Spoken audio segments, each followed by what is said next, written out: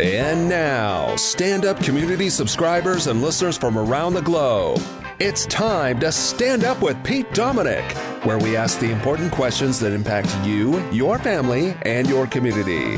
Such as, if drinking smoothies can prevent brain diseases associated with aging, should I give my grandmother this Jamba Juice gift card?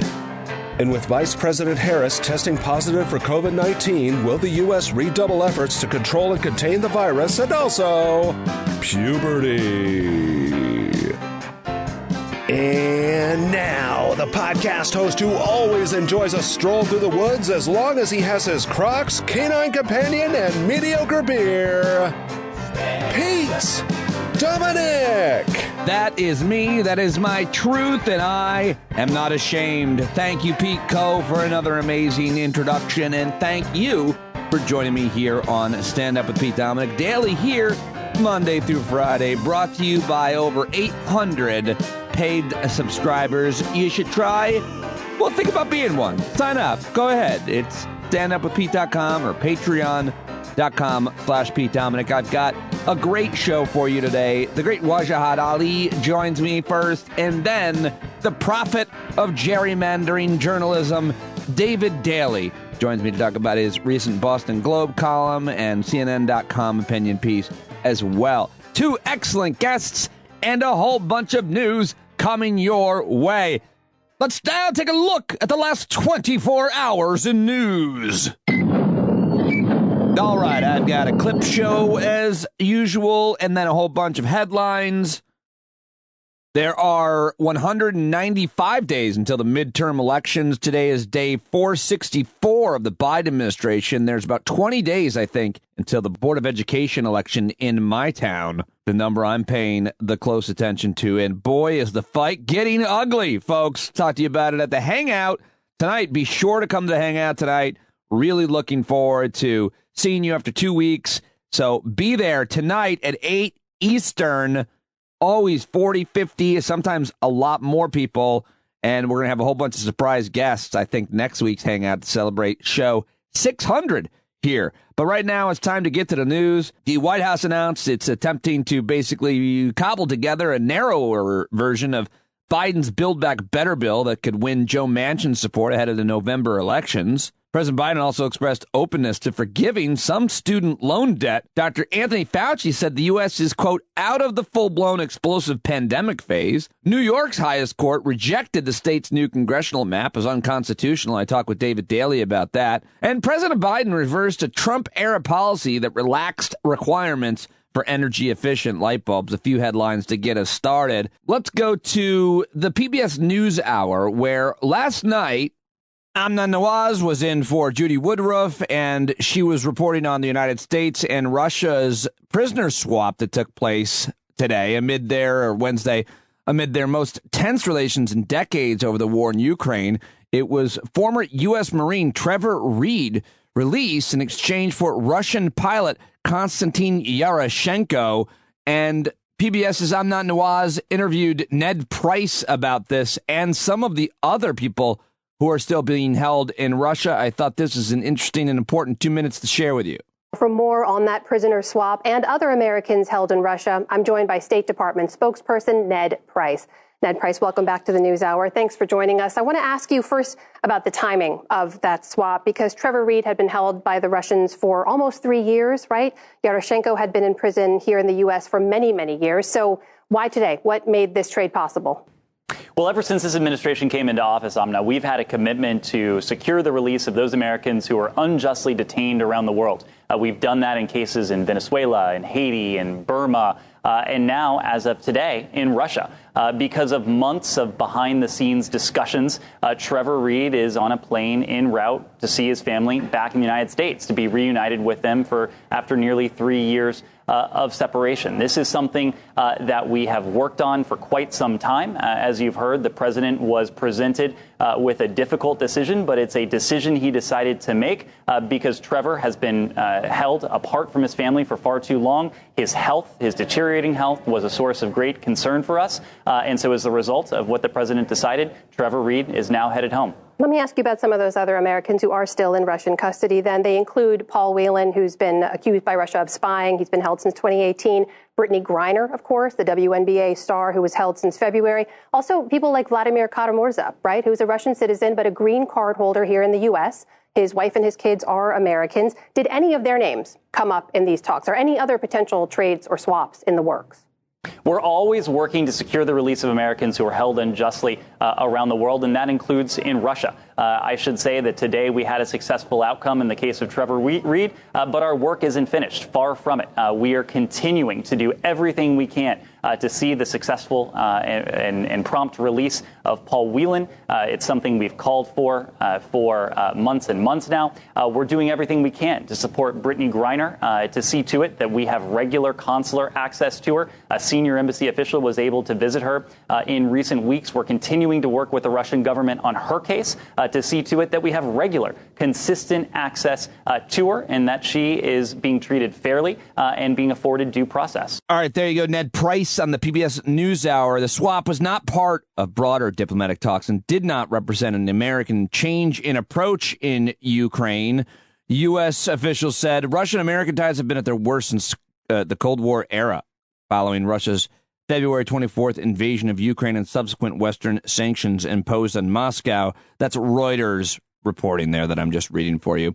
All right, moving on to President Biden yesterday, who seemed to call out the governor of Florida, Ron DeSantis, for banning more than 50 math books in Florida. Here's President Biden yesterday at the White House. Today, there are too many politicians trying to score political points, trying to ban books, even math books. I mean, did you ever think, even your younger teachers, did you ever think when you'd be teaching, you'd be worrying about book burnings and banning books? All because it doesn't fit somebody's political agenda.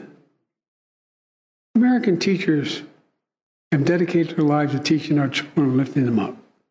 We've got to stop making the target of the culture wars. That's where this is going. Sorry, I should have mentioned that was President Biden at the 2022 National and State Teachers of the Year Award ceremony. So we might as well stay at the White House because we don't want to waste any gas. And we'll talk with the White House press secretary. We'll check in with Jen Psaki, who yesterday, first of all, was asked about Anthony Fauci, who's apparently decided not to go to the upcoming White House Correspondents' Dinner. Thanks, Jen. Dr. Fauci said that he's not going to the White House Correspondents' Dinner, citing COVID concerns. Obviously, he's the president's chief medical advisor. As far as we know, the president is still planning to attend. How should people understand Dr. Fauci's decision versus the president's decision? And is there any concern that the president would be seen as not following the science in some way? Well, first, I would note and respect everyone's privacy, including Dr. Fauci's, as much as he's very much a public figure. But as you all know, he can speak for himself and his decisions. And every individual will make their own decisions about whether they attend this event, other events, whether they wear a mask at it or not. Obviously, the White House Correspondents Association is requiring same-day testing. That's a decision they have made. The president outlined, as you all know, a 100-page plan in March intended to position us to go back to our more normal routines. But in that requires making risk assessments and decisions about what you're going to do and what you're going to attend and be a part of, as we all do every day. Okay, also, Jen Psaki was asked by a reporter, why should the American people have confidence that you'll be able to deal with the surge of migrants if this Title 42 is lifted? On Capitol Hill. Secretary Mayorkas is getting a real grilling on Capitol Hill today, particularly about Title 42 and the plans that are in place to deal with it. DHS has acknowledged that a surge would put a substantial strain on resources. Now, obviously, DHS announced this 6.20-page plan. But given that strain that DHS is anticipating, why should the American people have confidence that you'll be able to deal with that surge of migrants if Title 42 is lifted? Well, first I would say, just as a reminder, it is a health authority, not an immigration plan or an immigration authority, and it's not meant to be a replacement of. So the determination about where we stand and to lift it was made by the CDC. Just to note, the 6-point plan that Secretary Mayorkas put out and talked about today or over the last 24 hours includes 6 pillars: surging resources, including personnel, transportation, medical support, enhancing CBP processing efficiency and moving deliberate speed to mitigate potential overcrowding, administering consequences for unlawful entry, bolstering the capacity of non-governmental organizations to receive non-citizens, targeting and disrupting the transnational criminal organization and smugglers,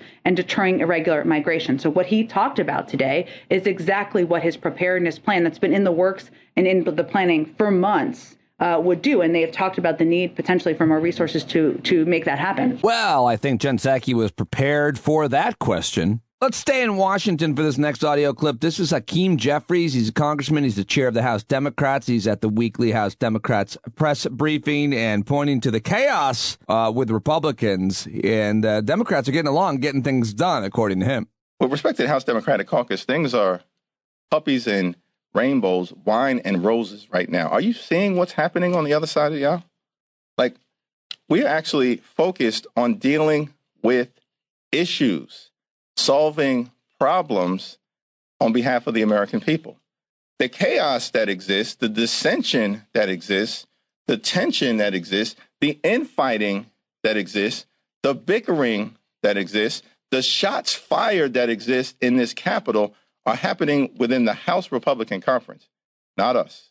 We're continuing to do the business of the American people. All right, let's stay in Washington, but head over to the Senate where a Democrat, in quotes, Senator Joe Manchin, talked about this revival of at least a portion of Build Back Better. For you, there's a lot of talk over the recess about this revival of Build Back Better. There's not a Build Back Better revival. There's not. I mean, public policy, these major social changes should go through the process. That's what the process is for. And that's why the Senate is what it is. You have to build consensus. And it's basically go through a committee hearing, have people come in speaking for or against and have a markup, make changes and make it better, and then see where we go from then. And if you think you need reconciliation because you got a great piece of legislation, but people are playing politics with it, that's another.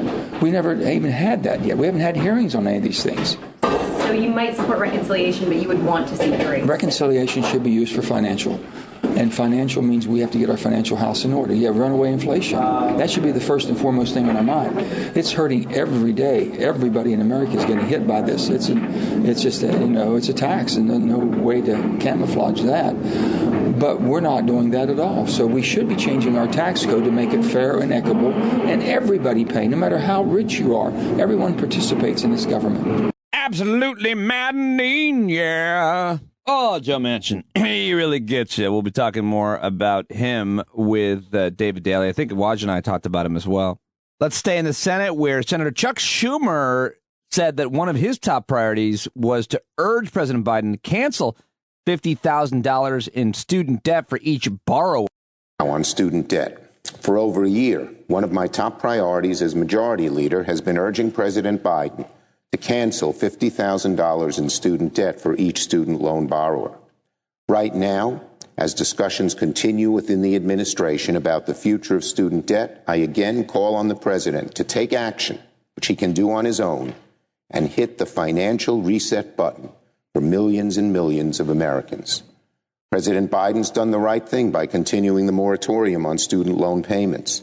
His actions have saved millions from financial ruin during the COVID crisis. But borrowers don't just need their debts paused. They need them erased.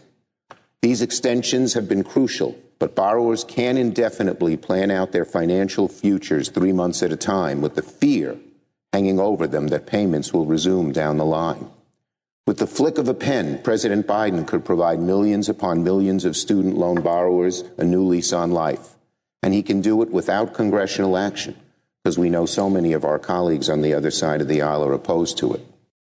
All right, that's the Washington portion of today's Last 24 Clip Show. Now let's head into New York, where Chris Hayes was in studio and had this 2 minutes to say about the First Amendment warriors like Tucker Carlson and Ron DeSantis. And I liked it, and here it is. We're actually seeing this put into practice, not just the whining or ecstasis about Elon Musk, which frankly is like a little bit weird and parasocial, but in a way that is not just a violation of the First Amendment, but looks downright thuggish and authoritarian. And that's in Florida, where this is being made into policy, where Republican Governor Ron DeSantis recently signed into a law a measure passed by both Republicans in both houses, banning teachers from discussing sexual orientation or gender identity in early elementary classrooms.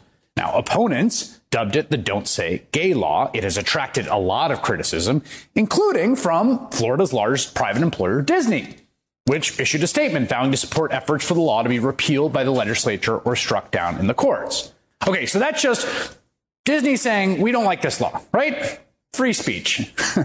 Well, last week, Florida Republicans retaliated, revoking Disney World's special tax status, a privilege Disney has held for 55 years, effectively allowing the company to self-govern its 25,000-acre theme park complex. Now, again, they didn't even really pretend there was some other policy reason. This was pure payback. You criticized us, we're taking away your tax status. And there's a name for that. It's viewpoint discrimination, an established concept in First Amendment jurisprudence. The state cannot treat a person or entity differently simply because they don't like what they say. If free speech means anything, it means that. Let's imagine if the Florida legislature passed a law saying that anyone who publicly criticized the Don't Say Gay bill has to pay a special tax penalty or doesn't qualify for certain tax benefits. Obviously unconstitutional. Obviously completely inimical to the spirit of American democracy. But that is not really that different from what they did to Disney. Again, this is law. This isn't people whining on Twitter. It's not some private company saying, you're banned. And of course, Ron DeSantis rushed to sign that punishing bill, the one that punishes Disney, so that he could don his populist costume and show off his performative anger at corporate America on the corporate media at Fox News.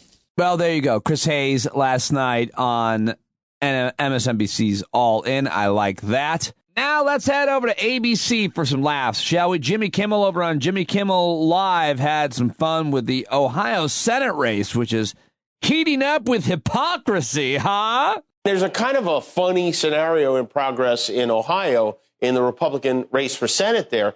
The top two candidates are a Trumper named Josh Mandel and a former never-Trumper named J.D. Vance, who wrote the book Hillbilly Elegy. Now, this is Josh Mandel. Josh Mandel, pro-God, pro-gun, pro-Trump. And pro-Pisha for the look of it, but Josh got the backing of the powerful Club for Growth, which ran ads attacking his opponent, J.D. Vance, who supports Trump for not supporting Trump. J.D. Vance, in his own words. I'm a never-Trump guy.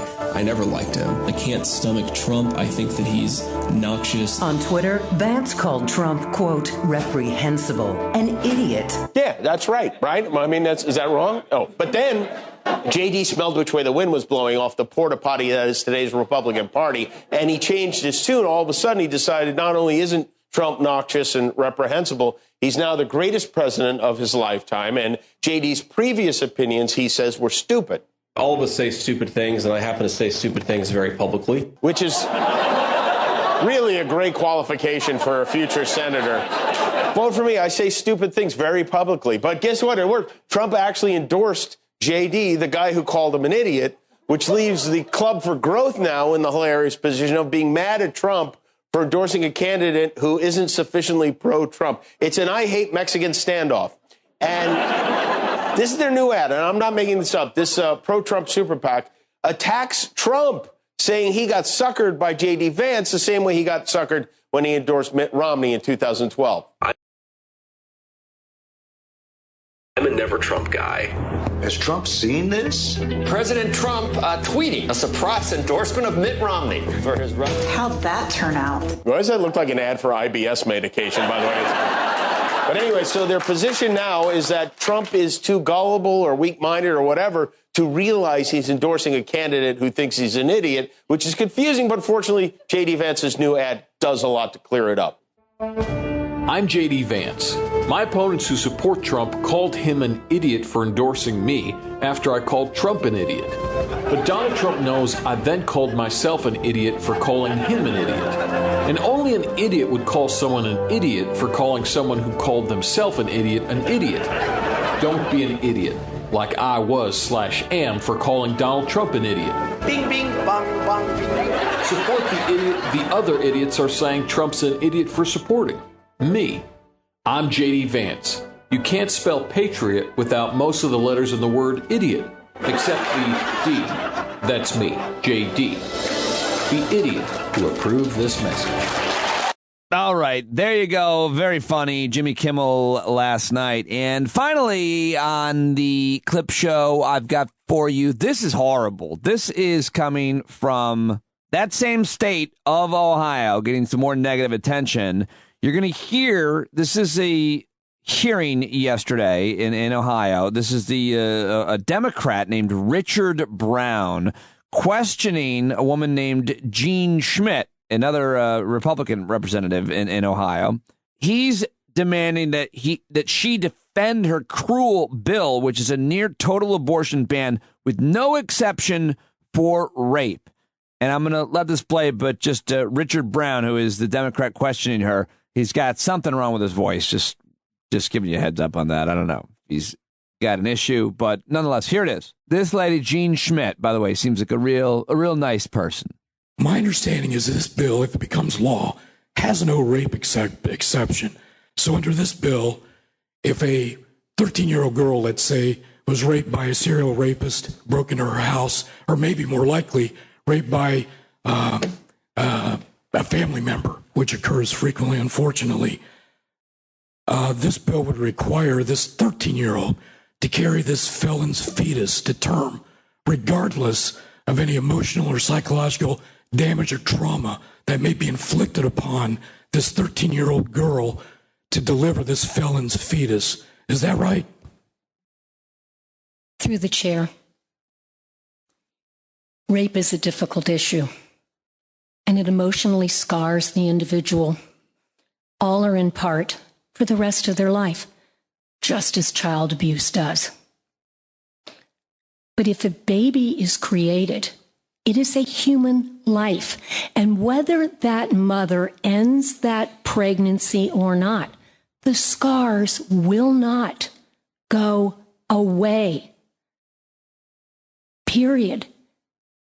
It is a shame that it happens, but there's an opportunity for that woman, no matter how young or old she is, to make a determination about what she's going to do to help that life be a productive human being. She can choose to raise the child. She can choose to give that child to a loving family member or to give it to someone else. And that child can grow up and be something magnificent, a wonderful family person, cure cancer, etc. This is not about keeping abortion alive. This is about keeping the mother alive. And just because you have emotional scars doesn't give you the right to take the life. Oh, absolutely barbaric, medieval. That woman, imagine if she was your mom or your wife or, I don't know, your friend. Jean Schmidt is her name. I just read her whole Wikipedia file, and she was she used to be the head of the Greater Cincinnati Right to Life organization. Man, she is a controversial woman. She was at one point a birther. Did not believe that Barack Obama was born here. She denies the Armenian genocide. She was very pro the Iraq war. She got illegal gifts from the Turkish Coalition of America. And she was censured in the House of Representatives when she attacked a 38-year Marine veteran, Congressman John Murtha, by saying that he was a coward and abandoning Marines. It was just a whole read about it. It's awful, as is she. But I wanted to play that for you. And now the final and worst clip of the day. This is Marjorie Taylor Greene calling the Catholic Church satanic during an interview with the crazy right-wing religious dude and far-right Catholic activist Michael Voris of a terrible organization called Church Militant.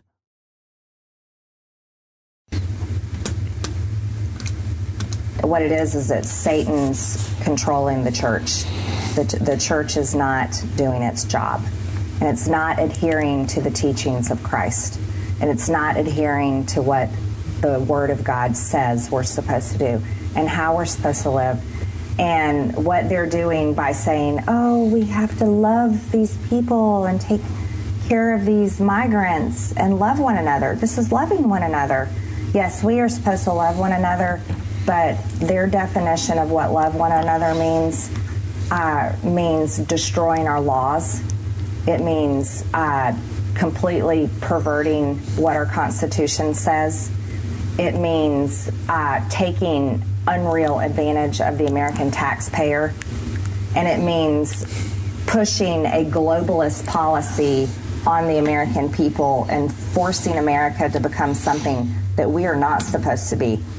Oh, there she is. Well, a couple of funny or insightful tweets about that. Tell me you've never read the Bible without telling me you've never read the Bible. A quote from Matthew. For I was hungry, and you gave me something to eat. I was thirsty, and you gave me something to drink. I was a stranger, and you invited me in. Not so much, huh?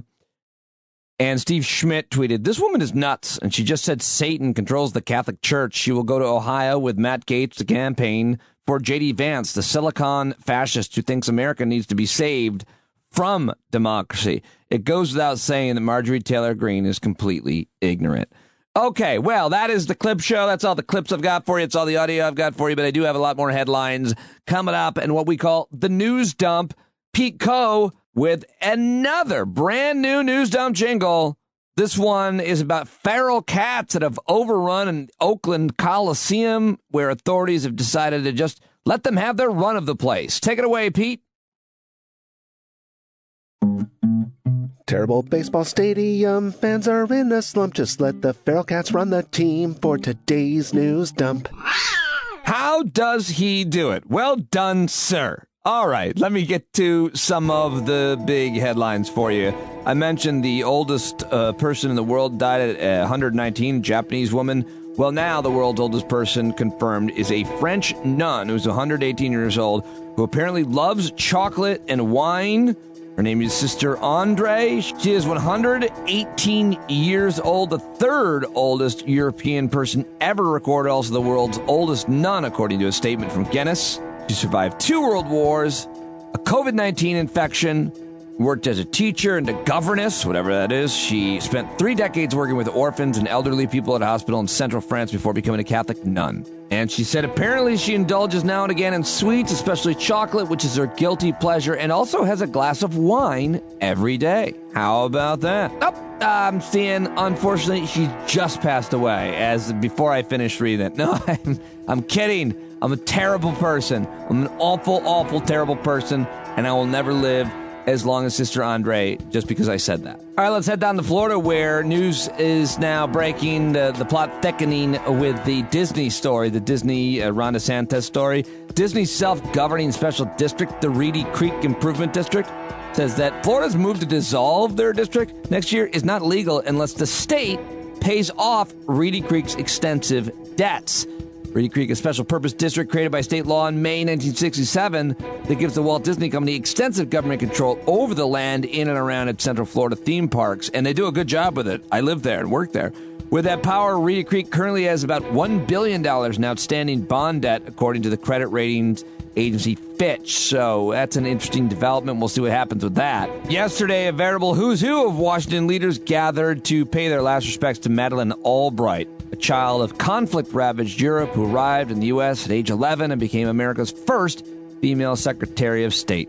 The trailblazing diplomat and champion of her adopted country as the world's most indispensable nation was joyously remembered by President Biden, former President Clinton, as a no-nonsense, valued advisor who did not suffer fools or tyrants and was most concerned about Russia's invasion of Ukraine when she died last month, cancer at age 84. Bad news coming out from Deutsche Bank, which has predicted a major recession next year, according to CNN. The bank's analysts based their gloomy forecast on historical analysis of the Fed's response during periods of high inflation and low unemployment. You can read about that, well, I guess anywhere. SpaceX has launched 4 astronauts to the International Space Station for NASA, less than 2 days after completing a flight chartered by millionaires. It's the first NASA crew comprised equally of men and women, including the first black woman making a long-term space flight. Her name is Jessica Watkins, by the way.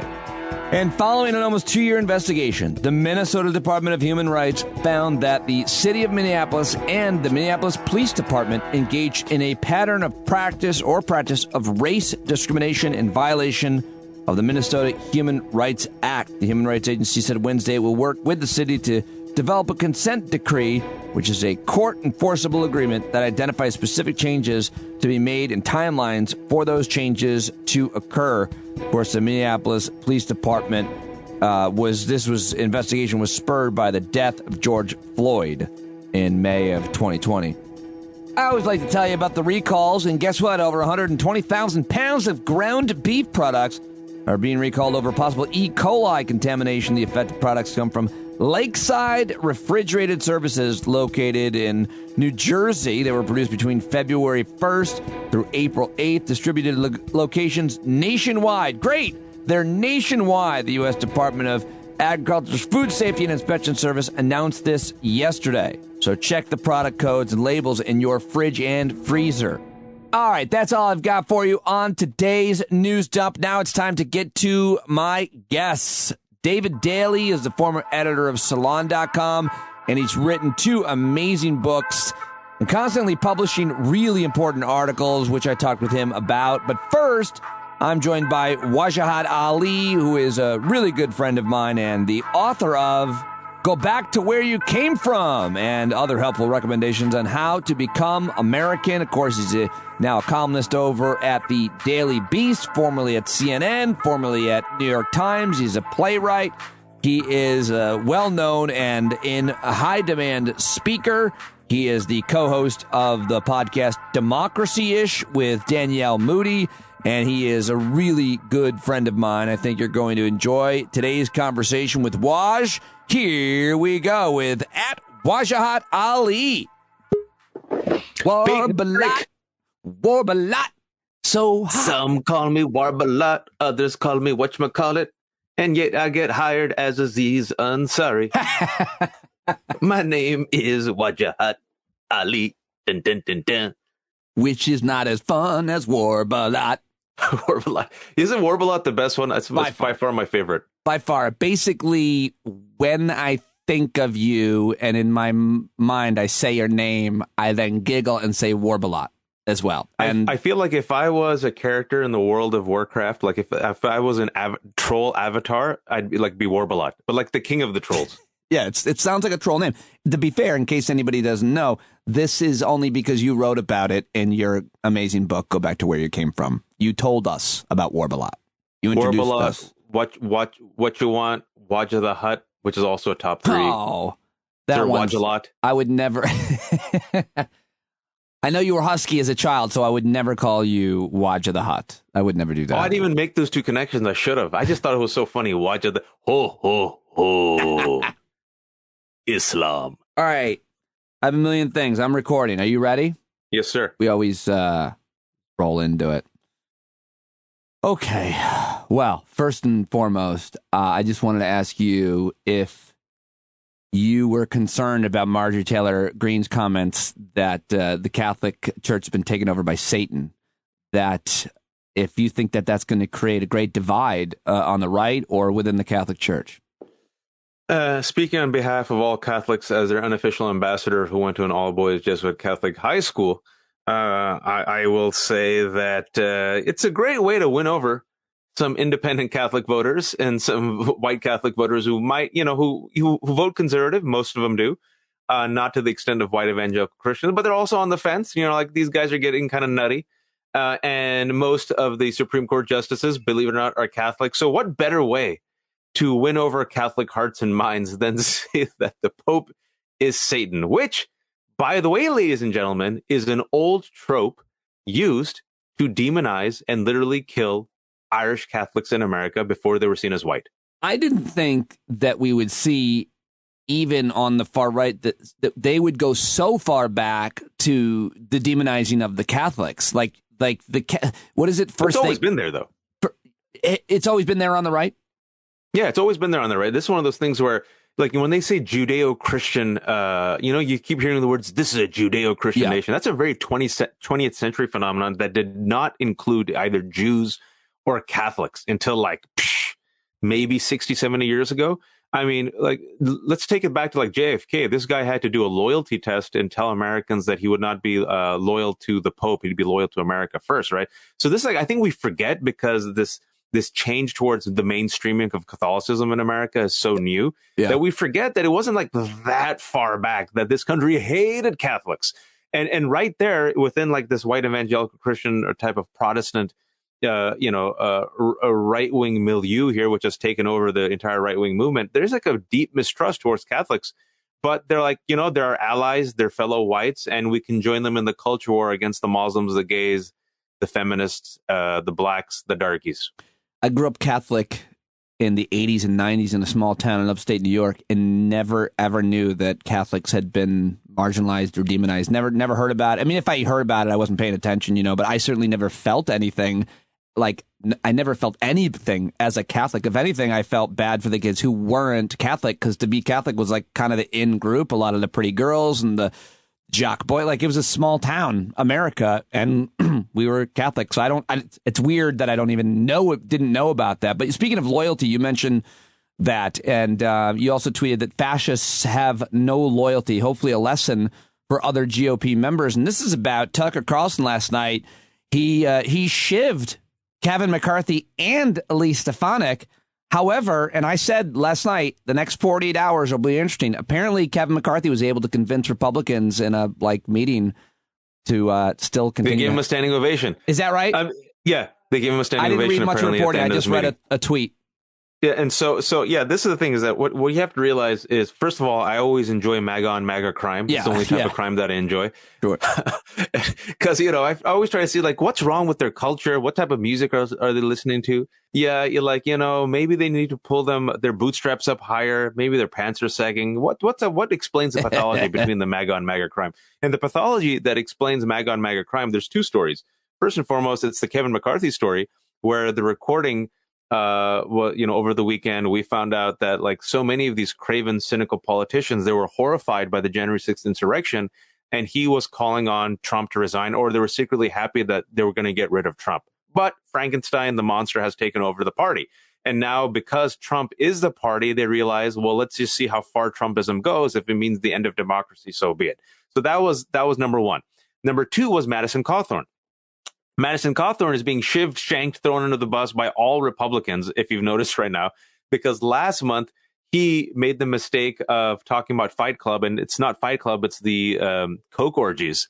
And so if you look at what inspired finally MAGA to turn on MAGA, like what was the red line? It wasn't the violent insurrection. It wasn't Don't Say Gay. It wasn't banning of the books. It wasn't voter suppression. It was, you broke the code of Omerta. Well, you spoke against the family, and now you need to be punished. Two things on that. First, you wrote a piece about Madison Cawthorn back at the end of March for the Daily Beast, so you know what you're talking about here. But what do you believe happened there, and how good is the reporting? Like, did he really get invited to Coke-fueled, I like that phrase, Coke-fueled orgies, or did he make that up? Okay, so my take on it is the immense pushback by Republicans who do not criticize Paul Gosar, who went to a white supremacist rally, Marjorie Taylor Greene, who every week gets embroiled in controversy, Donald Trump, we know, tells me there's something there. Like this type of like passionate vocal response and criticism, and the fact that ever since that information came out, more and more you're seeing like vocal opposition to Madison Cawthorn. You're seeing people trying to raise money for his challengers. You're seeing folks like I think it was Tillis today criticized him. You're seeing individuals trying to like basically you're seeing leaks to the press that he's become a liability, right? And you're seeing the leaked photos of him dressing up in lingerie. That was last week. What are those all about? I think it's all meant to take him down. I don't think this is Democrats. I think this is what the reporting is showing and what we've heard in D.C. It's the Republicans shanking Madison Cawthorn because they're embarrassed by him. They see him as a liability. They see this guy as like a nut who's going to like drag him down even further. And I also think he broke the code. He probably, this, I don't know. I mean, their response to this is really fascinating because if it really wasn't real, who would have cared? He used to laugh it off. But like, how dare he talk about Yesterday, he got caught for the second time bringing a gun through an airport. Loaded gun. And I think a lot about how much marijuana, cannabis, I have moved through airports throughout the years, even including when it's illegal. And I'm admitting it on my podcast because I'm willing to how is that not a really huge crime? Like, I used to feel not worried because I'm a loaded gun, buddy. Loaded gun. First of all, why are you bringing a loaded gun to an airport? The funny thing with the loaded guns is we know about this because they always tell us stories. You and I grew up at a certain time when it was always rappers. And they're like, look at this rapper bringing a loaded gun. And it used to be like headline news. And the rapper used to go to jail. There used to be some consequence. Like there'd be like a misdemeanor charge. And like Madison Cawthorn, like Julie, our friend Julie Offie tweeted this, but she WhatsApped me. And her tweet that went quasi-viral is, I'm going through the same airport where Madison Cawthorn went through security and brought a loaded gun. And I'm wondering what would happen if a Muslim did this. And I'm like, yo, I'd be dead. Like I can't even dream about bringing it. Like I have an active imagination. I like even if I imagine it, my brain would be like, no, too far. Stop right there. I hope like the gun would be replaced by like Twizzlers. I hope if you do end up bringing a gun, you bring some ancient Arab or Persian ivory handled pistol with a silver barrel engraved with Arabic. Arabic Allahu Akbar. Sayings from the Quran, whatever. I'd bring the gun from In the Line of Fire. This is a deep gun. Like I'd have to, in order for me to get away with Madison Cawthorn had to do, like I would have to print my own gun and make sure like the bullet was wood and then disassemble it so that the TSA security guard would be like, what is this? I'm like, it's a new Lego. We got a Muslim with a porcelain pistol in Terminal A. We got a Muslim with 6 in wooden pieces that seem to fit into some structure. I'm like, yeah, it's Lego. I'm making a mosque out of it. They're like, making a mosque. I did want to ask, Ramadan, is it even? I'm so ignorant and uncaring. I don't even know if it's still happening. 30 days? How many days is it? First of all, the fact that you know about it and the fact that it's 30 days means you're ahead of the curve. Congratulations. You get to go to the AP class. It's a month. It's going to end on Sunday night and Monday is Eid. And the White House, in a strange move, first of all, the White House is doing its annual iftar celebrations or Ramadan celebration, which they used to do before Donald Trump ended it. So now they're restarting it. But they've decided to do it on Eid, which is hella awkward. I got an invite. I don't know if I can go. I'm like, yo, you do realize it's Eid. So I'm feeling like there's like a non-Muslim person who consulted has that gotten out yet? Because that's going to be an embarrassment. I tweeted about it. It's kind of gotten out. Like it's almost like, hey, the White House is celebrating Christmas, and we're inviting everyone on Christmas. You're like, I really appreciate it, but like I kind of want to be with my family and want to go to church. It's a great move. It's great that they brought the celebration back, but it's kind of half-assed because they're like, not really. We don't want anybody to come, so we actually are celebrating on Eid itself. So yeah, it's one of those weird things because I got the invite, which thank you for inviting me, but I'm like, it's at 4 p.m. and then you have to get there like. Have you thought about how many more prominent Muslims should have been invited before you? I'm always surprised when anyone thinks of me, number one. Number two, anytime I get invited anywhere, I always assume who said no. And then well, I don't mean to fuel that, but I can think of 30 right now off the top of my head. You are not alone. See, you tapped into something which actually, it's interesting. We should talk about this. You're talking about like a massive controversy within Muslim communities when it comes to the White House iftar because of the ego and basically they're like, why did he or she get invited? This causes a lot of tension each year where like people are like, why did X get invited and not me? Well, yeah, I guess I never even considered it. I tapped into that because I'm so. And I'm just like, I don't know. You won my invite, and they're like, the invites are non-transferable, and it causes like friction. But like, yeah, I'm like, yeah, man, if you want my invite, go ahead. But I didn't ask for it. They invited me. Well, but that I know is some people. pretty- I know some people who didn't, and they're kind of pissed. It's pretty amazing and pretty cool. And I hope that you will go despite the fact that it falls right on Eid. Well, the funny thing is also, you know, if you do get invited, right, then what happens is you're seen as like the sellout. But then the people who call you the sellout, when they get invited, they go, but somehow they're not the sellout. Oh, God. Happens every year, man. It's It community happens, politics. It happens everywhere in every tribe. In every tribe. You know, it happens to the varsity lacrosse team. I mean, it's just, it's absurd. It's the Gollum in all of us. Yeah, for sure. But I went to the White House Correspondents' Dinner like 5 years in a row, and that was a much bigger, like I'm sure a huge party, and it's not like a White House. But there's always a lot of that at Sirius XM or wherever. Everybody's jockeying for those tickets. It's ridiculous. But let me ask you, the idea that the Trump administration got rid of the Muslim celebration that had been there for I don't know how long. The first time I went. That seems like it's like one of those scandals that just gets buried because there were so many every day. Like in another era, if they were to imagine getting rid of the National Day of Prayer, which is not even remotely like that's almost a corporate thing and not even religious. So for people who are wondering, you know, the White House does these things for Easter, does it for Hanukkah, you know, does it for Diwali. And so what they used to do, and the State Department used to do it also, is like Eid celebration, Ramadan celebration, right? You usually go to the State Department. It's like the top floor, the Thomas Jefferson room. They invite a bunch of folks. So if someone gives a speech, they eat some food, you go home. With the White House, it used to be a little bit much more private and personal with Obama actually showing up. And it used to be like very select invite only. And because of all this drama that I mentioned, the last time it was done in a big way, they just invited, which is the right way. They invited like 300 people. And it was like a really nice event at the White House, like all these Muslims and their family members. Obama came, spoke for 15 minutes. There were like little hors d'oeuvres, and that's that. When Trump came, the first thing he did was, people forget, the executive order was the Muslim ban. People forget that. But he did such a half-assed job of it, they had to do like multiple reiterations, and the Supreme Court gave it a stamp. And then the Trump administration came and said, nah, not doing this anymore. So State Department, no more. White House, no more. And the rest of us were like, good. Because we kind of don't want to go anyway. No, just to be clear, it's on at the end like you conflated them. First they did the Muslim ban, then they got rid of the celebration at Ramadan.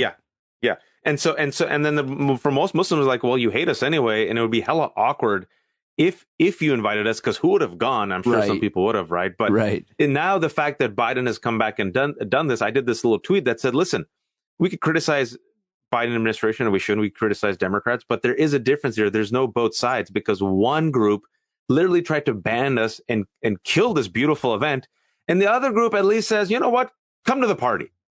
Well, you could say that about immigrants, and you could say that about union members, and it's certainly not always true. There's a lot of people that obviously vote very much against their own identity. I was going to say interests, but in this case, their identity, their actual identity, I would argue, but. Yeah, I mean, it's happening. Like, I feel like, so keeping on this angle and talking about how it's going to happen on a national level, here in Virginia, you're seeing Governor Youngkin now. It's very smart. Youngkin has made 2 public trips to one of the biggest mosque Islamic centers in Virginia, which also has a national footprint. And he released a tweet about it last week. You know, I'm honored. And he's smiling with all those folks. And I'm trying to tell Democrats, yo, you're not looking at this. The Republicans are peeling away at enough Muslim, Black, POC voters, Latino voters, just peeling away, you know, going there, talking about family values, religion, doing the CRT scare. Meanwhile, you're not seeing Democrats court people of color, their base, with that type of intensity, because they think we'll just show up. And what you're seeing now is this type of depreciation. You're seeing the lack of enthusiasm. You're seeing like a gap in Black voters, Latino voters, and even young voters, because they treat us for granted. The way the analogy I give is, Democrats treat us like the side piece, but when it comes to elections, they depend on us to save them all the time. But when they win, they're like, okay, go back to being a side piece. Who are you talking about? Like, why do you feel that Democrats are not advocating for the interests of, we're talking about Black and brown voters, Hispanics, Muslim, Blacks? The reason why it is, I think, is they center whiteness. They're afraid always of their own shadow, which is Black, and their base. They succumb to bad faith right-wing messaging on national security, on crime. They don't flex their values. They don't fight back. They believe that this is the same Democratic Party of James Carville, 92, 94, white, wealthy, not realizing that they have to actually deliver for a base that during a pandemic came out and gave them a historic win, 81 million votes and flipped 5 states. And they feel that if they talk about police reform or voting rights, they'll lose Trent and Clark. And I keep telling you on your show, and I've been proven right about this, that Trent and Clark ain't coming back. Yeah. So it's an interesting thing is in order to win over Trent and Clark, we're going to abandon our base, which, by the way, where else are they going to go? Are they going to go to Trump and Republicans who hate them? No, they're going to come here. Look at Terry McAuliffe. Look how he ran his campaign, lazy as hell in Virginia, right? No response to CRT. Meanwhile, with disinformation, the rise of inflation, both sides false equivalence, a lot of people of color are like, both sides suck. What's the point? And hey, at least this party won't turn my kid into a transgender activist who becomes a Marxist. Yeah, and they're going to peel off enough voters. It's a Steve Bannon strategy, dude. I take Steve Bannon literally and seriously.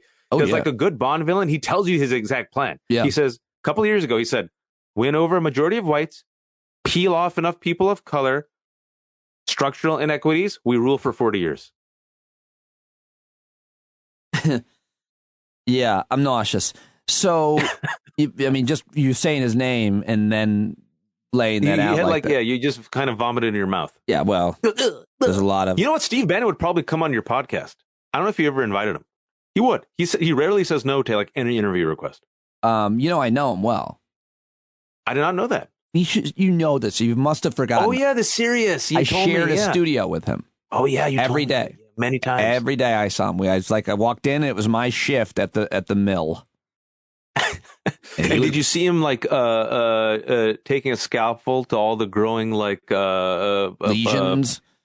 on his face or no? He always looked horrible. He did a show from 6 a.m. to 9 a.m. So to be fair to anybody, they pretty much look bad if they're in radio at that time. But he always looked. But he was. to look bad in radio is a consistent. We all have faces for radio, but to look that bad. But he was also just to be clear, he was an asshole to everybody. Oh, he was mean. Yeah, he was nice to me, but he was one of those guys. He was one of those guys who we all know who, when they're the on-camera person or the on-air talent, they're really nice to all the on-air talent people, but they treat most of the other people like the help. That's the worst. Yeah. And what goes around comes around, man, because you never know in this day and age. Well, it hasn't come around to him. He's done nothing but win. Well, these guys fail up, man. That's what's so awesome. I feel like, how can you and I advance in our career? And I feel like you and I should support a coup.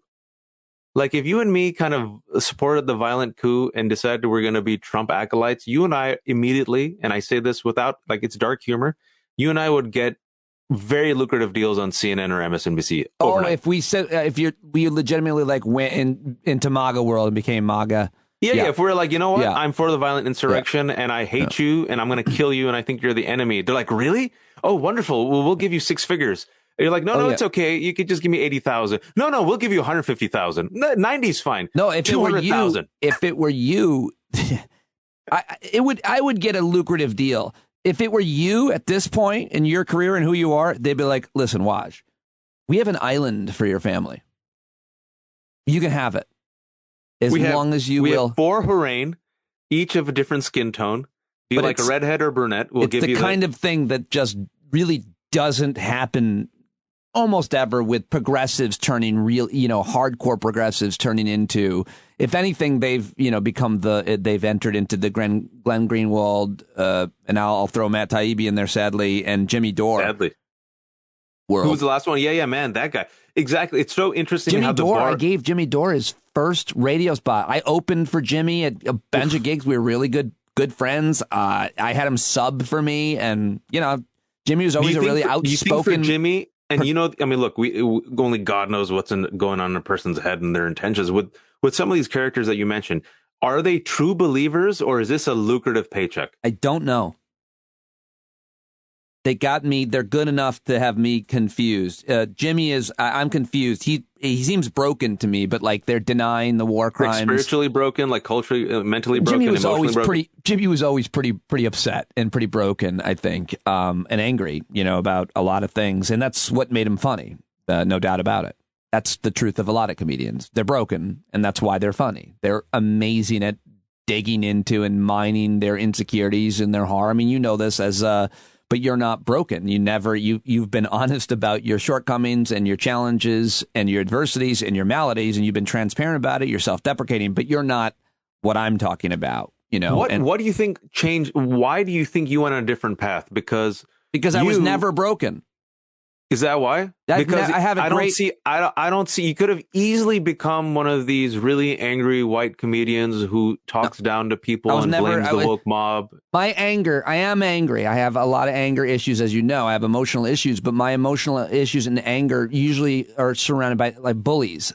I hate bullies, and so I've always had problems with them, people of authority, and in general to some extent. I always assumed that comedians would always have a gripe, like have a chip on their shoulder, right? Against bullies, against harms.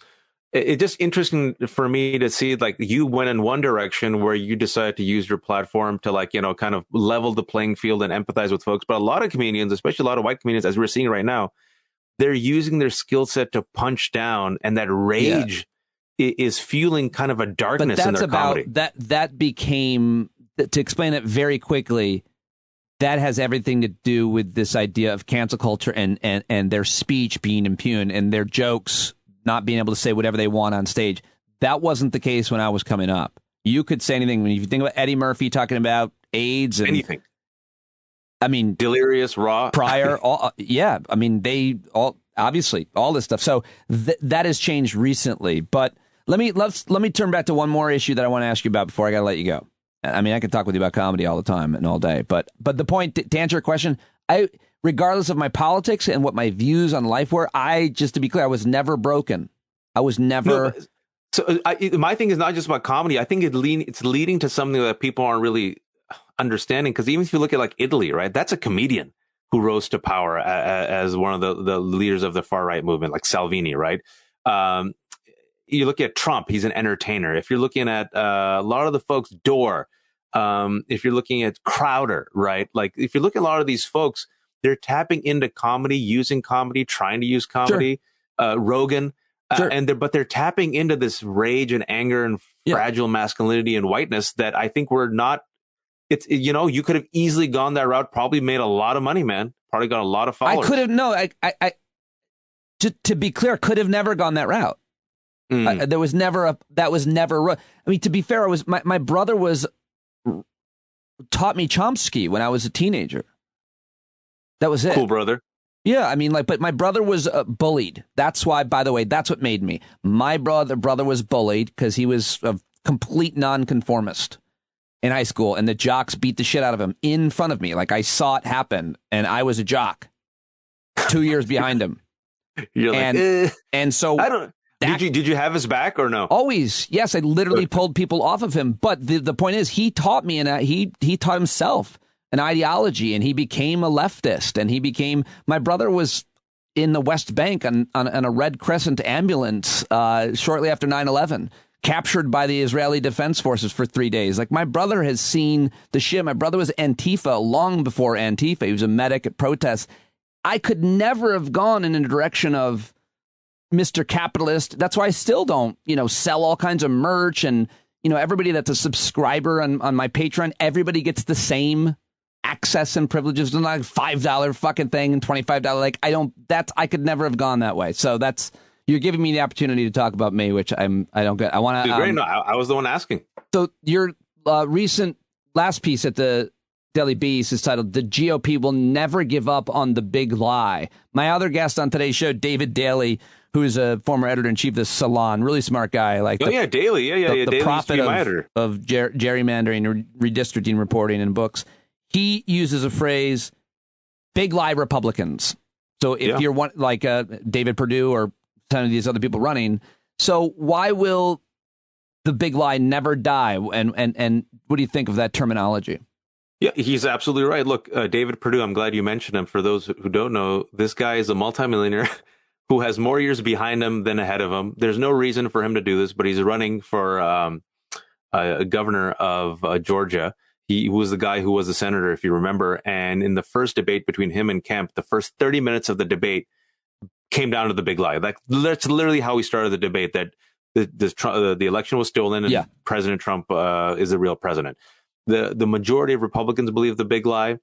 The RNC, the Republican National Committee, I always try to remind people this just so I can underscore how far gone the entire movement is. The RNC on its own decided to say that the violent insurrectionists were ordinary citizens engaged in legitimate political protests. In the same breath, they censured Liz Cheney and Adam Kinzinger because they're like, violent insurrection's too much. I think the big lie feeds grievance. Grievance, it feeds the victimhood. The victimhood rationalizes the cruelty and now the violence, which will allow them then to bulldoze over our institutions, our guardrails, ethics, and morality, and use violence if necessary to implement minority rule. It's part and parcel of the ethos, the ideology, the grievance. And now, because they're still stuck to Trump, even though you see DeSantis trying to come in as a capo, clip the wings of the mob boss, it's still Trump, bro. And so when the majority of your base believes the big lie, when your voters believe the big lie, and when you have to feed them the red meat. And then also you got Tucker Carlson and Fox News and the right-wing ecosystem that creates the news for them. They don't report the news, they create the news. So now we're like, they'll get over it. And the problem of us not fighting back and pushing back, and this is the sobering stat, is in the past year, what we've seen is support for the big lie has gone up. Yeah. And so it's bleeding into the mainstream as well, which is the danger of what happens when institutions normalize what is a fascist movement and don't push back. And you write, if you're paying attention, Republicans are removing all of the guardrails and replacing lifelong Republicans who decided to put country above party with cultists willing to subvert the will of the people and implement a future coup. The sickness is not relegated to the fringes, but has contaminated the entire party. And S.E. Cupp tweeted something today about the story of somebody believing the Italian and Vatican government were involved somehow interfering in the election. And S.E.'s like, I'm telling you, it's a cult. I mean, she says that all the time. You've said it all the time. It's the best way to describe it. And that what I just read from is spot on. But have you go ahead. Sorry, go ahead. Well, I was just going to ask you, going back to the beginning of our conversation, but what about this MAGA v. MAGA? What about there being a split looking at Ohio, this Senate race between J.D. Vance and a whole bunch of other complete assholes in Ohio for the Republican primary there, Trump supporting J.D. Vance, and a whole bunch of Republicans, like radio star Mark Levin, are like, whoa, hey, he's a corporatist. Like, is that a real thing, MAGA v. MAGA? MAGA v. MAGA is a thing. Oftentimes, fascism always ends up collapsing on itself when the strong man dies, and then other strong men try to shiv each other for power. But the problem is that when fascists get power, they stay in power for a long time, and the rest of us die as well. There is a MAGA v. MAGA right now because what we're seeing is a jockeying for who takes the mantle after Trump. You're seeing DeSantis versus Abbott. You're seeing Trump hate DeSantis. You're seeing Cawthorn, who, again, might be a liability. So you're seeing some of the other Republicans who are a little bit more mature trying to get rid of him. You're seeing Stefanik versus McCarthy versus Tucker Carlson to become the next Speaker of the House. So never underestimate Gollum and human greed. But I think when it comes to MAGA v. MAGA, yes, in a way, it's a benefit for us because they're chipping at each other. But what's happening is they're metastasizing into a more radicalized version of itself. Does that make sense? It's like MAGA v. MAGA will not lead to a moderate MAGA. MAGA v. MAGA will lead to like friggin' MAGA on steroids. Like they're purging each other. Like, look, again, making full circle. What's the red line? The only red line that caused MAGA on MAGA is you spoke out of line. You made us look bad. The red line is not violent insurrectionists, don't say gay, book banning, voter suppression, end of Roe v. Wade, supporting Putin, supporting Orban. No red lines, bro. And that's why, and I don't know if you had her on her show, but I had her on our podcast earlier today. It's the author of this great book called Jesus and John Wayne, How White Evangelicals Corrupted a Faith and Fractured a Nation. You got to have her on your, it's a great book. It's Professor Kristen Dumais. And she's been studying this like for years, right? And I said at the end of the day, like, what's the end game? And she goes, it's not good. It's going to be war. We can't crack them. And she's a white Christian who studied this her entire life. She thinks they're going to get more radical and more violent. We will see. We will see. I hope I'm wrong, but that's why we need the majority to step up. Like, final thing I'll say, and make another topical point, and also connecting into what you and I have talked about, school boards. You have made the decision to step up and share your voice at school boards, at your local school board. We have talked about how Republicans have aggressively tried to use intimidation to purge school boards, healthcare professionals, poll watchers, local city council. That's a trick. The minority uses violence, and then the majority cedes the ground. Twitter. I am recommending people stay on Twitter, regardless of what happens, because do not cede the ground. They want to weaken the public square and intimidate you. But if we stay, and at the very least, we put our finger in their eye and remind them there are other people that we can rally. When it comes to school boards, when the majority finally steps up and throws down, CRT dies across the nation. All right. Well, the conversation with Wajahat Ali ends right there because the power went out of my house. And so I called him up and I was like, dude, I guess we're just going to have to wrap it there because the power at my house went out. And I then talked to him for another 10 minutes on the phone anyway. But that is Wajahat Ali, and sorry it ended abruptly like that, but it was even more abrupt to actually experience it. It's the first time that's ever happened. I was not in the middle, obviously. We were just about to wrap it up, and that happened. But Waj on Twitter, at Wajahat Ali, go get the book, read his columns and pieces at the Daily Beast, and let him know you heard him here on the show, and tell him how much you hate when he tweets about basketball. Okay, that's Wajahat Ali, and now my next guest is joining me now. He is the author of Ratf, Why Your Vote Doesn't Count, and Unrigged, How Americans Battled Back to Save Democracy. He's the ex-editor-in-chief of Salon.com. David Daley on Twitter, at DavidDaley3. Really happy to have him back to talk about his most recent pieces at the Boston Globe and CNN.com. And here we go. David Daley is joining me now. I've just told you all about him. Great to have you back. Great articles, both the Boston Globe and CNN, that I want to talk with you about. How are you, sir? I'm good. How are you, Pete? Oh, I'm terrified. I'm a little terrified after reading your latest. Although that's what I'm here for. Yeah, thank you. You're basically the boogeyman living under our beds because I am the prophet of doom. He's the prophet of redistricting. And I was telling my friend Dr. Zatz, who listens, so I always mention him. We hike every Wednesday with our dogs, and I was like, you got to read David Daley. He's the prophet of redistricting and gerrymandering, and it's the most important issue. And so I want to start by asking you the kind of this worst case scenario that could occur. Why are the midterm elections in 196 or so days so important for the presidential election outcome of 2024? Well, they're important on multiple levels. I mean, first, if Democrats lose the U.S. House and Republicans take over, the kinds of investigations, the prospect of impeachment, I imagine all of this begins on day one. They will be looking into the Jewish space laser immediately. They would, but it wouldn't stop there. And what you will see, I think, is that very quickly Republicans will be in a better position to execute a January 6th coup in 2025 than they were in 2021, which is to say that in 2021, you had a majority of the Republican U.S. House caucus vote not to accept free and fair certified election results from the states of Pennsylvania and Arizona. Just to be clear, a majority of the Republicans voted not to certify the outcome of the election in all of those states. However, luckily, the majority of the House was Democrats. What you're saying is if a majority of the House is Republicans, they will again vote not to certify. Why wouldn't they? And if the Democratic candidate, likely Biden, but if for some reason he didn't run, the Democratic nominee runs against Trump or whoever is the nominee, they would just not certify there. That's the nightmare scenario.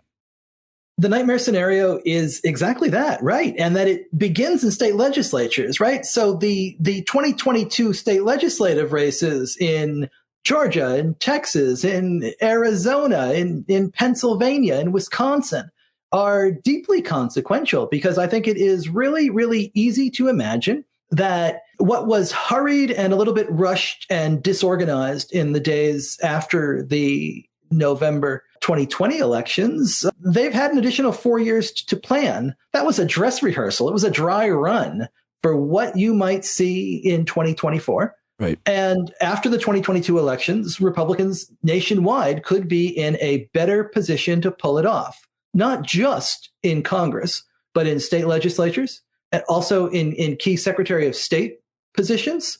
In Georgia, you had a Republican Secretary of State in Brad Raffensperger who would not take Trump's calls or Mark Meadows' calls when they tried to push him on finding the 10,700 votes that Trump needed to overturn the results there. Raffensperger is now being primaried by a big lie Republican who could very well win that office. There are similar big lie proponents running for Secretary of State in about a dozen states around the country. And a lot of these are really, really crucial states. So you might not even get free and fair election results certified in the first place. You might then get alternate slates of electors coming out of these gerrymandered swing state legislatures and then heading to Congress, where a majority Republican chamber could look at this and say, well, we're going to pick the ones that are going to vote for the Republican candidate. Or you could see also something similar at an even lower level than the state house, like what happened in Michigan, if I'm not mistaken, where Republicans tried to not certify votes that came out of majority black Detroit. Do you recall that? I do. And they have been working very carefully. They have noted all of the places where 2020 went wrong for Republicans. Right. And they are systematically working to put loyalists in all of the positions that are crucial for election certification. Some of that are county election boards. Some of it are state election boards. Some of it are Secretary of State offices. Some of it will be governor's races that are going to be really important on the ballot in Michigan, in Pennsylvania, in Wisconsin, in Arizona, in Georgia. And if these elections go in the way of big lie Republicans getting elected, it is going to be a full-on cluster bleep as we approach. You're not allowed to say cluster bleep on this show. The sponsors get really upset. Yeah. So let's talk about, well, first of all, I just want to say big lie Republican. I haven't heard anybody use that phrase or branding, but it's perfect execution. It's perfect branding, because it makes me immediately think, going back to Georgia, of David Perdue, who this week admitted he was a big lie Republican. He's trying to primary the Republican governor of Georgia, who we almost can forget is such an extremist himself. But David Perdue looks like he is not going to win there, which is an interesting thing. Georgia's an interesting state. Anything to say about Georgia before I get to your Boston Globe piece? No, you're right. It's a fascinating state. I mean, Georgia, 10,700 votes in Georgia was the difference, right? I mean, maybe just a hair over that. Just as close in the state of Arizona. I think it was 10,400 votes in Arizona. And the outcomes in those states could have been entirely different. And what we're going to see in 2022 is that these down ballot races, Secretary of State, Supreme Court races in the state of Ohio and North Carolina, are going to be crucial to the kind of democracy we have over the next decade. And, if we have a democracy at all. Let's talk about your piece at the Boston Globe. Really good, very important at documents. It's really just good journalism and research that you did for this piece, because you document all of this fraudulent voting that has been documented, and there's not much of it. And it's almost entirely by Republicans. And I've never seen it quite put it all in one place the way you did in this piece titled "The Sham at the Heart of the GOP's Big Lie." It's the GOP fraudulent fraud squad that's trying to stuff the ballot box. Existing laws are more than enough to spot them, yet the carefully cultivated big lie metastasizes. It's a really interesting piece. And I just wanted you to, start by talking about any one of these stories that you wanted that have been well documented by both journalists and courts around the country, where the fraudulent voting came from actually Republicans and often Trump-supporting Republicans in the last election. I found the voter fraud, Pete. Yeah. It's a bunch of Republicans who registered their dead parents to vote. There is an epidemic of voting by dead parents of MAGA lovers. Yeah. And it's a real problem. And I think we are going to need additional voter ID to find the dead parents. Let me just let me just read this one paragraph from it because it's so well. You write, much of the GOP fraud has gone relatively unpunished. Edward Snodgrass, a local Republican official in Ohio, forged his late father's signature on an absentee ballot. Donald Hulse in Wisconsin, unable to vote with a felony drunk driving conviction, did so anyway because he really wanted to support Trump. A woman in Scottsdale, Arizona, also registered Republican, pled guilty to returning her dead mother's absentee ballot and is expected to receive probation. Trump voter Robert Richard Lynn, I love the names, of Fort Pennsylvania, registered his mother from Texas to vote at his house and claimed she was visiting grandkids. By the way, all these stories David links to, the Boston Globe links to, even though she died in 2015. He received 6 months probation. And finally, self-described unabashed conservative Jonathan Meade West Sr. of Hayes, Virginia, he tried to vote absentee twice and received a suspended sentence. You also make a big point in this piece about talking about how these white people keep doing this shit, totally legal, and the penalties they face are little to nothing, where black people are not committing fraud because they actually thought they were allowed, in some cases even got permission to vote. They went and vote and then went to jail in a couple cases for years, right?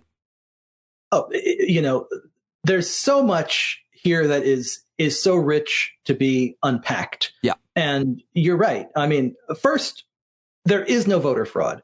Voter fraud is extraordinarily rare. It's like being hit by lightning, and voter fraud does not tip elections. There's no case of voter fraud that has affected the outcome of any election up and down the ballot in years.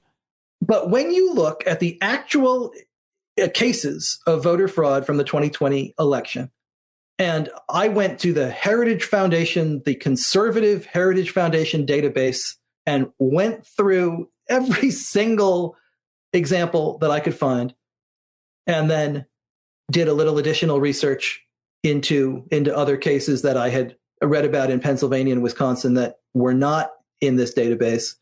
And every single example you find is a Trump voter or a Republican stuffing the ballot box.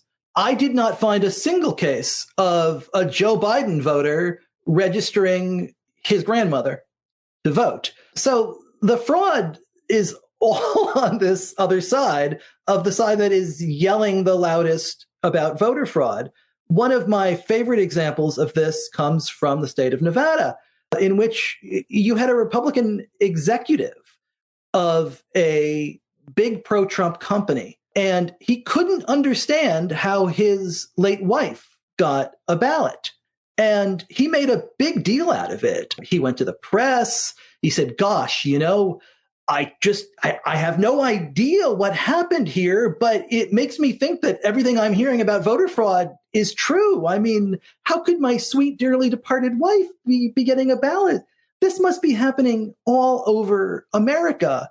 And it's not going to be all that difficult to realize the ending of the story is that he pled guilty to signing his wife up for this ballot. But, not before Tucker Carlson blasted it out all over the country about the voter fraud, not before Matt Schlapp of the American Conservative Union and, the Laxalt, the Republican running for a U.S. Senate out there, made a huge stink and national to-do about this. The actual resolution of the case was that the guy did it himself.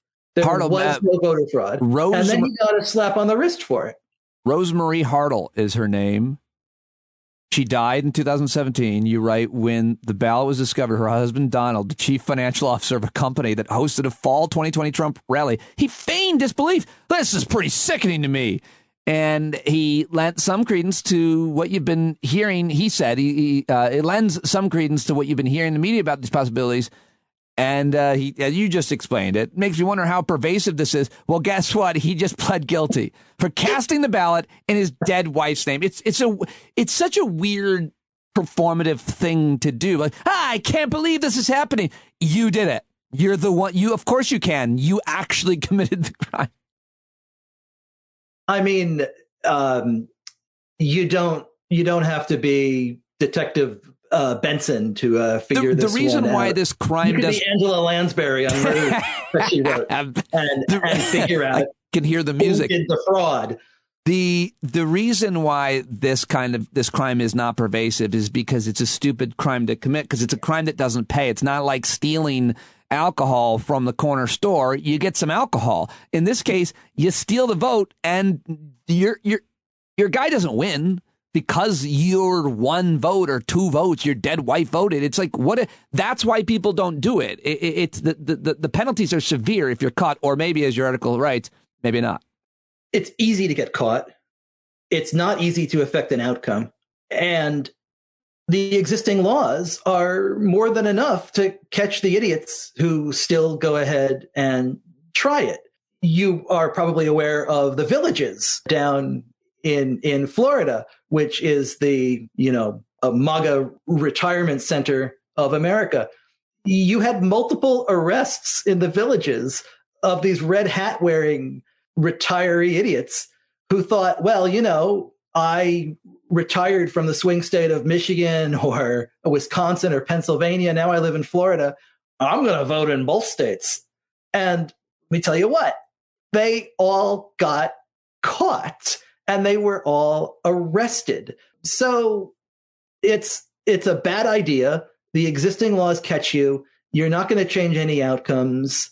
Don't do it. And it's why it's not a pervasive problem, because of what you just said. That's why it's not a problem. Yeah. And that's why we don't need all of these additional laws. Right. What we perhaps need is an awareness campaign to teach Republicans not to register their dead parents. Yeah, a PSA. Friends, don't, fellow retirees, don't let, Bob from the bar next to them in Applebee's vote in their dead mom's name. That, I think, would be extraordinarily useful. But what we don't need are all of the laws that are being passed in Georgia and Florida and Texas. Ron DeSantis's new Space Force, election force that is going to go out and investigate this stuff. Let me tell you what, they're not going to go to the Villages and arrest the Republican retirees. This is going to be a group that goes and stops people from having drop boxes in the city of Miami. And that's the problem here, is that all of these laws are not designed to catch the people who are doing this. They are designed to affect voting in Democratic and minority groups at the margins, to just push down the numbers enough in these swing states like Arizona and Georgia and Florida, where 10,000 votes might make a difference. If you can use ID requirements, if you can do signature checks, if you can get rid of drop boxes, if you can do all these things in the name of election fraud that doesn't exist, that actually has the real world impact of lowering Democratic participation just a tick, that's how you affect an outcome. And you write about one of the most covered impacts of the big lie, which is how confidence in the fairness of our elections has dropped precipitously over the last year. You say down to only 44% have confidence in our elections. And in the Republican Party, people who identify as Republican, it's a vast majority of them who don't have confidence in our elections because their dear leader has said over and over and over again that the election was rigged. It is now just, I said big lie Republicans earlier, but you might as well just say Republicans. Yeah, great point. Also, the most high profile voter fraud would have to be the actual president, former president of the United States, chief of staff, and his wife. Meadows and his wife voted in North Carolina because they were registered there. They had like a mobile home. They never spent a night in it. And then there's what's the other news about him most recently? Anyway, is he ever going to get in trouble? No, I mean, of course not. These guys don't believe their own big lie, but it's useful to them to keep spouting it off because it cuts down faith in elections and it sets up these bills in all these state legislatures that go out that effectively suppress Democratic votes. This is a cynical scheme to undermine faith in elections so that Republicans can go ahead and suppress votes. Well said. Let's go from your Boston Globe piece to your CNN opinion piece titled Gerrymandering on Steroids is the New Normal. We could jump around to pretty much every state and talk about it, but I just wanted to find out for what happened in Florida, because last week I reported here on the podcast that, because of the horror, the crazy situation with Disney, we kind of didn't watch, or it got undercover that Florida redistricted and maybe got rid of a majority black district or representative. And what happened there? It's exactly as you said. So Republicans in North Carolina, Republicans in Florida went ahead and redistricted earlier this year, and they created pro-GOP map, but the map that they created was not pro-Republican enough for Governor DeSantis. He refused to accept the Republican gerrymander and said, we can gerrymander more. And that is effectively what he did. He refused to sign the map that Republicans had, which would have given them a 16-12 advantage in the congressional delegation. And he said, we can go for, 28. And the new map, indeed, is a 20-8 map. It unravels 4 Democratic seats, and it effectively eliminates the guts 2 majority black districts in the state. And DeSantis is playing a short game and a long game here. The short game is that this gives Republicans, another 4 likely seats in the battle for the U.S. House, which, 5 seats flip. That's the chamber. So this is extraordinarily consequential just from a red versus blue head count. But what he's also doing is he's setting up a couple of legal cases here. He's teeing up several different challenges. One is that the Florida state constitution prohibits partisan gerrymandering off of the Fair Districts amendments that voters there passed back in 2010. So he is trying to set up a challenge to whether or not a state constitution can control legislatures on redistricting. And then he's also gutting 2 voting rights districts, which is going to tee up an additional challenge to whether Section 2 of the Voting Rights Act can be used to protect majority-minority seats. And with the current construct of this Supreme Court, I can't say that I would be sanguine about the outcome. Yeah. Let's talk about what's going on across the rest of the map, which you write this so well, as always, in this CNN piece. What is the layout as you see it right now? I mean, I don't know which state or which paradigm to talk about here with you, but Democrats have countered more than a dozen new red seats with aggressive gerrymanders of their own, you write. Who's winning? Republicans are winning. Republicans control more states, so they're able to do this in more places. And they control the states where the population is growing, where, Texas, Arizona, Georgia, Florida, North Carolina, that are getting new seats. So they're able to draw those. And they control the process in the swing purple states, as they have ever since the red map strategy of 2010 won them control of state legislatures in all of these places. So Democrats, fought back at this cycle, and they aggressively gerrymandered the states where they have complete control. So they added some seats in New York, Illinois, New Mexico, Oregon, about 11 seats in total. Republicans took care of Texas, Georgia, Florida, several other states, New Hampshire, Tennessee, and have added, what I would say probably now is 15 or 16 seats. And they will continue to, I think, have the upper hand. The other thing is that New York's map is in the crosshairs of the state's Supreme Court. As well it should be. I mean, it's an aggressive, awful partisan gerrymander. It should be unconstitutional.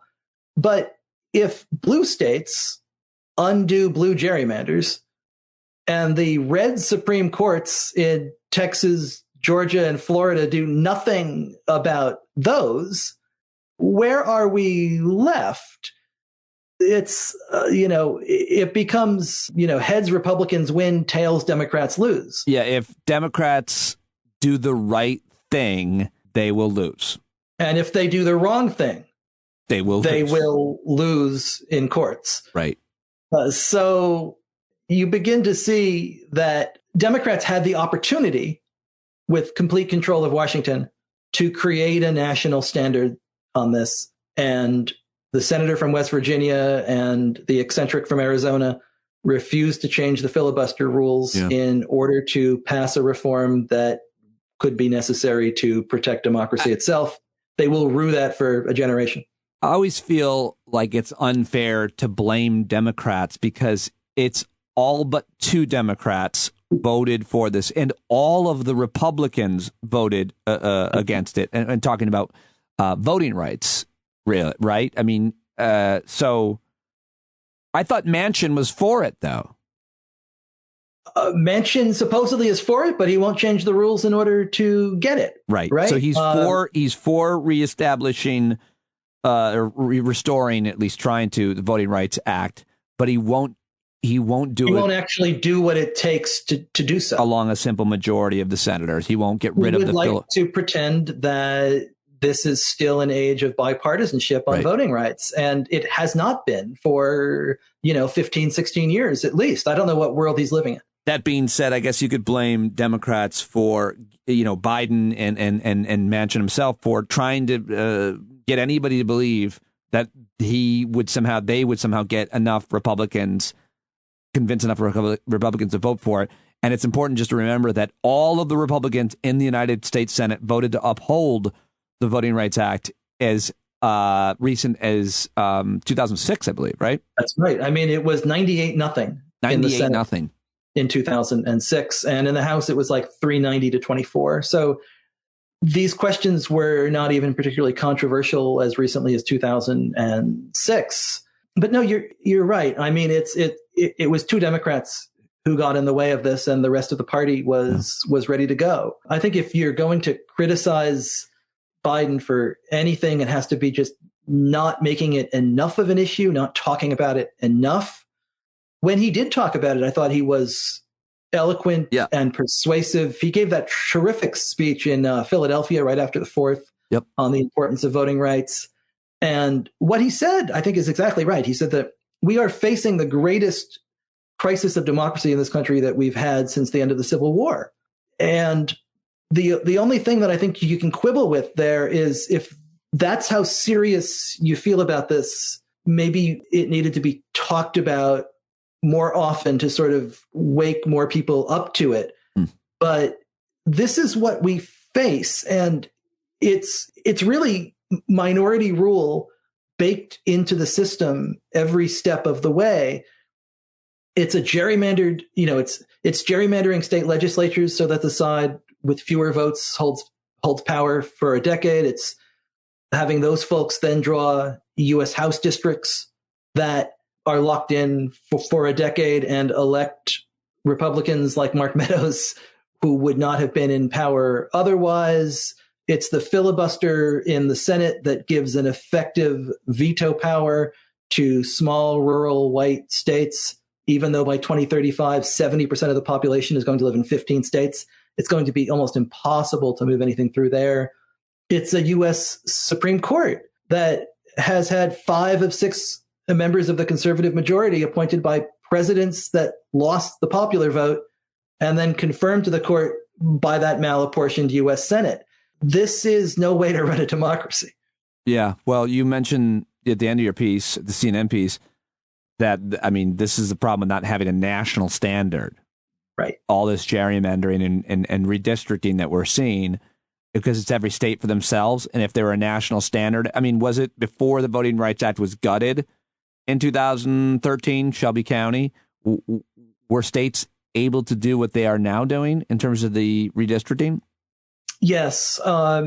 So, I mean, Shelby County eliminated Section 5 of the Voting Rights Act, which was preclearance. So what that did with regards to redistricting is, states like Arizona and Florida, Georgia, Texas had to have their maps approved by the Department of Justice before they went into effect. Now they can simply go into effect, and then you have to sue them afterwards. And you have to sue under Section 2, not under Section 5, and that can take years. And it's then you have to prove that they did something wrong, with which this court is an extraordinarily high standard.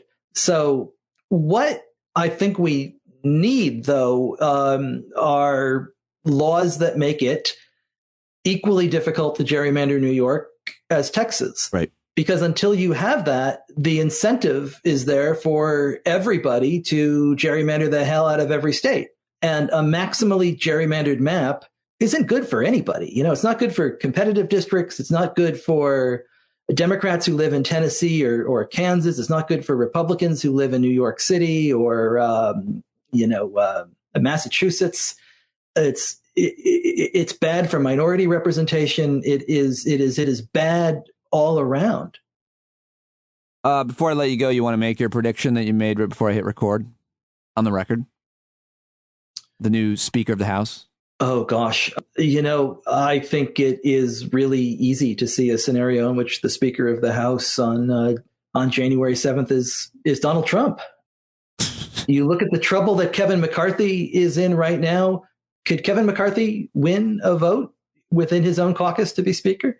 I'm not sure he could. The Speaker of the House, a lot of people don't know, does not have to be a member of the U.S. House. So when the vote begins, all that has to happen is Jim Jordan nominates Donald Trump. And who is a more popular figure inside the Republican Party? Well, Wouldn't Trump love a job in which he didn't have to actually run for it and do the work, but he could just sit behind Joe Biden at the State of the Union? That image really frightened me, and I might even censor it out of this conversation. It's so bad. But the only thing that makes me think that it wouldn't happen is because he's not in charge. But to a certain extent, he is. He doesn't really. He's the head of basically the legislative branch, the House of Representatives.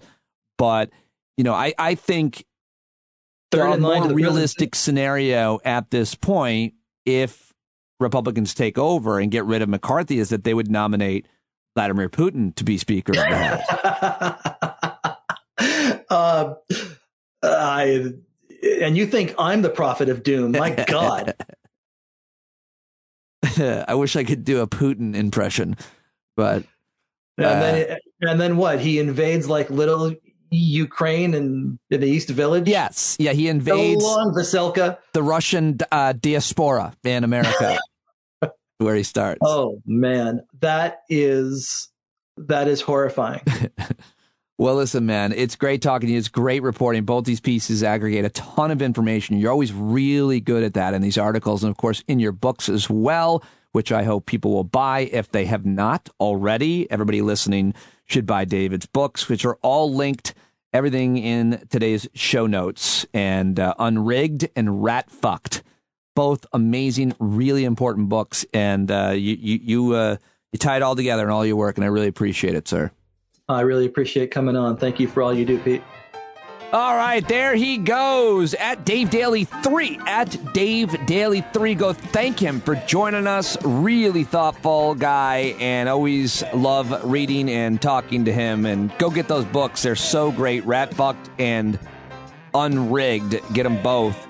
and say hi on Twitter. All right, that's it. Wajahat Ali, Dave Daley, thank you very much. Pete Coe, as always, John Carroll, and Patrick Wilson. I've been using their music as well for transitions into the interviews. You might have heard that, but obviously John Carroll singing us in and out. I hope to see you at tonight's Hangout. Lots to talk about. It's been way too long, 2 weeks, the longest I've gone without connecting with listeners at our virtual Zoom Hangout, 8 o'clock East.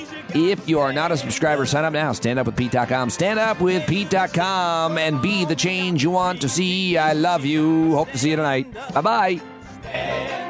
I think you're driving wheels been leaking grease.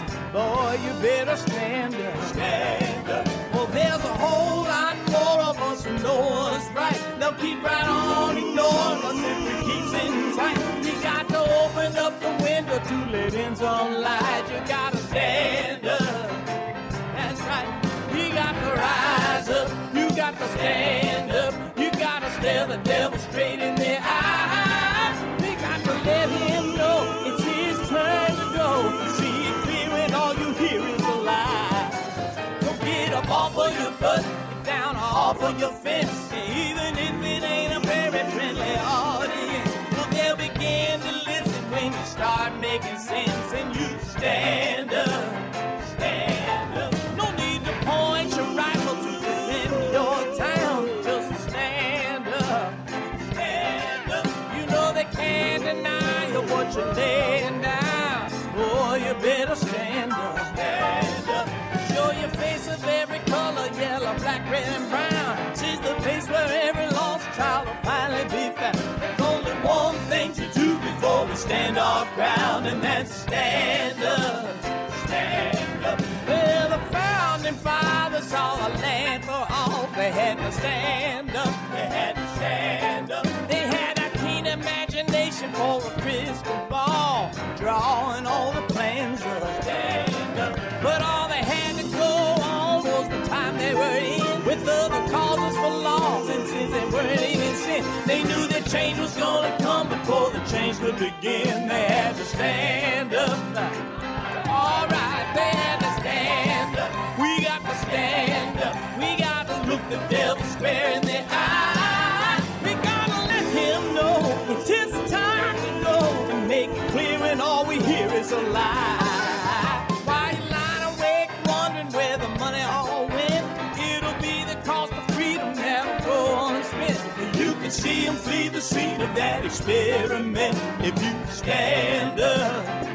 All right, we got to speak up. We got to reach up and raise your voice in every way you know how. Don't be toes up. You got to show up. Ain't no better time to do it but now. No need to pledge allegiance to no wanton tribe. Rise up, show obedience to the voice inside, and listen well, and it'll tell you not to run and hide. It says stand up.